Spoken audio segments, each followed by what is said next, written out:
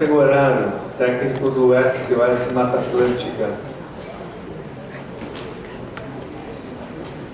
Boa noite a todas e todas que permaneceram até agora. Eu vou tentar ser rapidinho, que senão ninguém aguenta, né?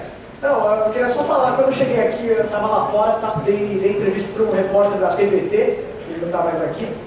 Fez uma pergunta que falou assim: essa crise é tão profunda, né, está tão alastrada hoje na sociedade, por que a população não está mobilizada para isso? Né? É um assunto que surgiu aqui em alguns momentos, até agora há pouco.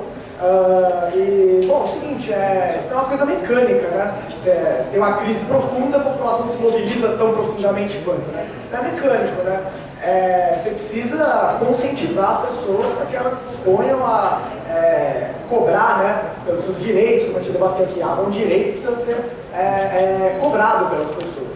E aí, assim, eu queria fazer uma diferenciação aqui, né, que conscientizar, então, formar as pessoas, né, é diferente de informar, né, que é o que a mídia vem fazendo, né, vai saindo todo dia hoje no jornal, você abre um jornal que você tem lá na capa, né, tá faltando água, não tá chovendo, o governador deu essa ou aquela declaração. Beleza, é interessante saber, né, mas acho que isso não responde aos motivos pelos quais a crise aconteceu, ou quais são os responsáveis por ela, né? Isso só pode ser tratado, né, em espaços mais ou menos como esse que a gente está fazendo aqui, uma audiência pública ou outras coisas, né? Aulas públicas, rodas de conversa em escolas, bairros, faculdades e tudo mais, né? É preciso que a gente debata isso. E não apenas debata isso, é preciso que a gente pense em alternativas, que esses debates apontem para algum lugar, né? A gente não fique simplesmente fazendo um grupo de estudos eternos sobre a crise enquanto todo mundo passa cerca. Enfim, essa audiência foi muito importante, como eu disse, mas pensar em outros espaços e pensar em ações, né, para além desses espaços de debate. Ações que pensem em duas coisas, né? De um lado, ações que pressionem, né, por essas medidas emergenciais que a gente debateu aqui, então lembro de algumas, né? Distribuição de recipientes apropriados para água para as pessoas que não têm, diga-se de passagem, muitas pessoas não têm, né? Prioridade para o consumo humano da água, não para as indústrias, para o negócio, etc. Congelamento das tarifas, está faltando água, não é possível que falte para quem não tem dinheiro só, né? Está faltando água, falta para todo mundo, né? O cenário é esse. Enfim, manutenção e reparo da rede de distribuição, então falando, o Marzelli tinha falado, né, em 2003 secou Cantareira também. E lá já se perdia 30% da água só na distribuição, um terço da água. Bom, se nesses últimos 10 anos não se tivesse perdido assim, um terço de água, talvez a gente estivesse em crise agora, né?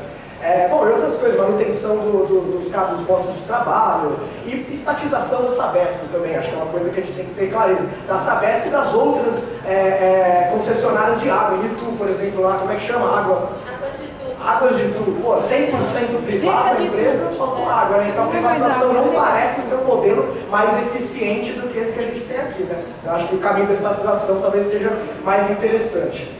Mas mais que isso, para esse modelo emergencial, que espero que a gente consiga se mobilizar, fazer atos de rua, pressionar o poder público para que implemente esses planos emergenciais e solucione a nossa crise o quanto antes, acho que a gente tem que também enxergar esse processo que a gente está vivendo agora e vai viver provavelmente nos próximos anos de forma pedagógica, né? Porque não é simplesmente uma coisa imediata o que aconteceu aqui, né? Tem um problema ambiental de fundo que todo mundo levantou aqui, né? Aquecimento global, ilha de calor, desmatamento do Cerrado, da Amazônia, etc. e tal, né? São problemas que vão ser resolvidos, né? São problemas que estão ancorados num modelo de sociedade que, como acho que o Ivan Valente colocou aqui, é um modelo de sociedade obviamente falido, né? Então, algumas coisas nesse sentido assim, que acho que a gente precisa trabalhar, que é, por exemplo, substituição das nossas matrizes energéticas, né? Por exemplo, energia eólica, energia solar, maré motriz, uma série de formas da gente